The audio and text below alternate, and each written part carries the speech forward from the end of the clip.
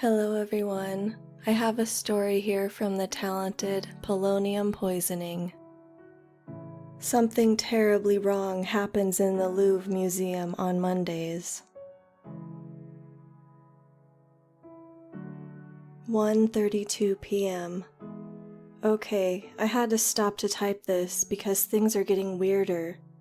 A little backstory, I'm traveling alone at the moment.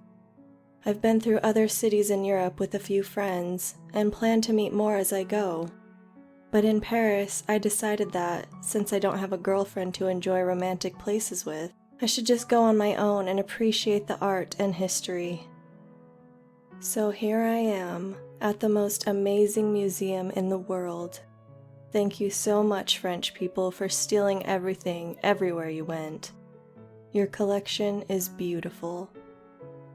I'm really into antiques and Egyptology, so instead of going first to the famous Italian tiny and unimpressive portrait, I decided to start by the lower ground floor and enjoy some ancient pottery.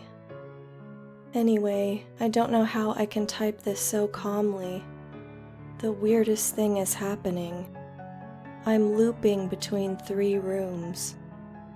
If you've never been to the Louvre, I have to explain that the place is huge, and you have to know beforehand what you're more interested in. It would take decades to go through everything.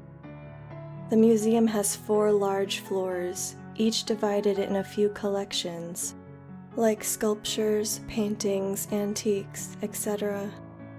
Every collection has a few departments: Italian paintings, French paintings, etc. And every department has a number of rooms. Like most Egyptology enthusiasts, I was thrilled to see the mummy and the multiple sarcophagi. I went through Mesopotamia relatively quickly, so I could enjoy the dessert of ancient tombs. But now that I realize I'm not moving forward, everything feels just so wrong. It's been happening for almost 2 hours. At first, I nearly didn't notice it, charmed by the antiques. But now, I've been feeling anxious and terrified for a while. God, I'm too anxious to type. I'll try leaving the loop again. 1:48 p.m. I'm freaking out. The 3 same rooms keep looping. 2 of them are filled with sarcophagi, and the other items related to rituals of death. One of them is the one with the famous mummy. Whenever I go through the 3rd room's threshold, I'm immediately on the first of these 3 rooms again.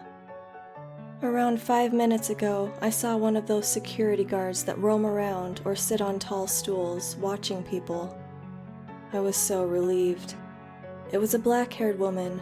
I approached her from behind, cleaned my throat, and said, "Pardon." She didn't acknowledge my presence. "Excusez-moi," I said, emphatically and louder. Nothing. I lightly touched her shoulder. "Madame?" When she turned, I felt a cold shock wave through my entire being. It was like invisible thunderbolts were coming from her eyes. Her face was completely blank. As my heart raced, and I tried to collect myself enough to ask in decent French how I could find the next section, she turned her back to me again, and kept walking mechanically. 2:04 p.m. It's not just the rooms. It's the people, too. I thought that maybe the problem was just the staff. Something otherworldly and unexplainable suddenly hit the museum and all its employers. So I tried talking to other visitors. From the bottom of my heart, I wish that I didn't do that.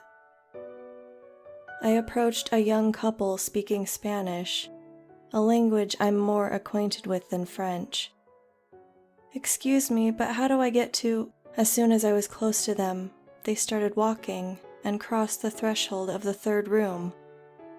Then they just vanished. They literally disappeared into thin air, and it wasn't like they faded like ghosts in movies. It was instantaneous, like they entered an invisible portal. 1 second they were there, and the next they weren't.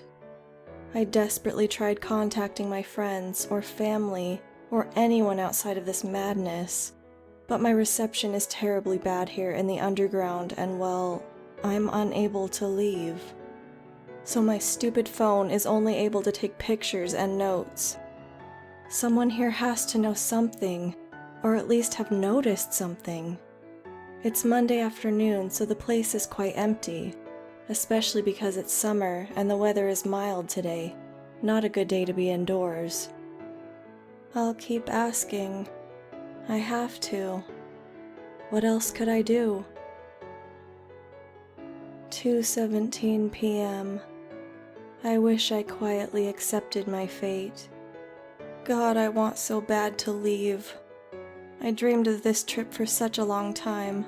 I can't believe it's ending like this, and people will never know what happened to me. I'm sitting by a bench, trembling.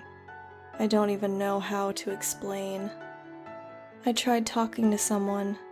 It was a visitor, a smart-looking woman in her 40s. As I touched her shoulder, my hand went through her a few inches.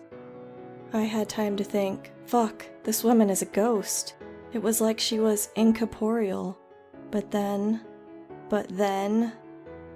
my hands finally touched something cold and hard.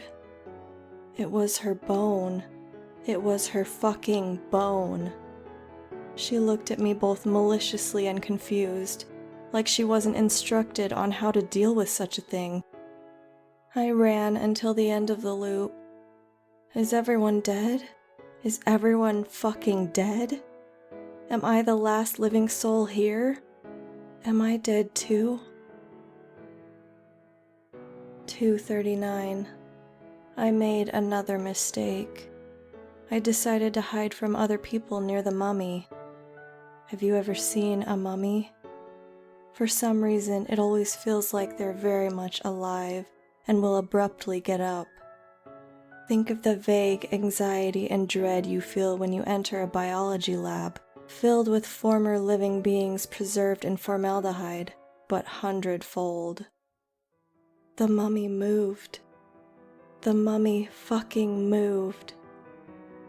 I'm crouching on the floor, hyperventilating and crying honest tears of horror as I see all its fingers moving, one at a time, like one playing the piano, or lightly stretching all their fingers after a long nap in the wrong position, making sure they still move properly.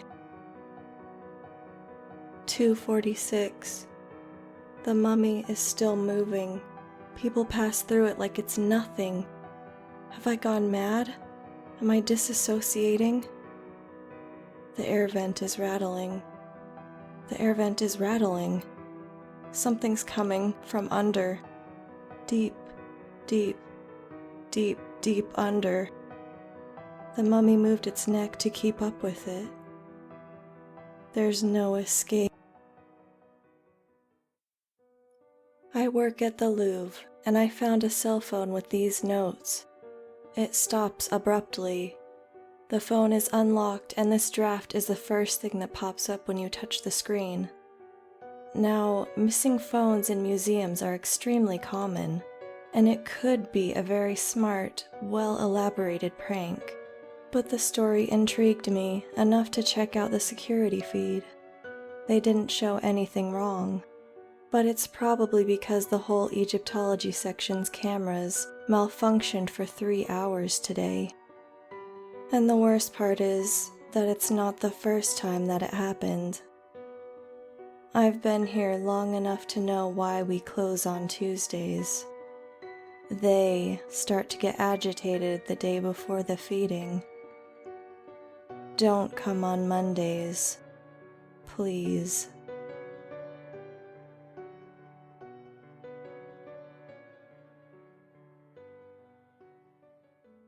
I hope you enjoyed this story.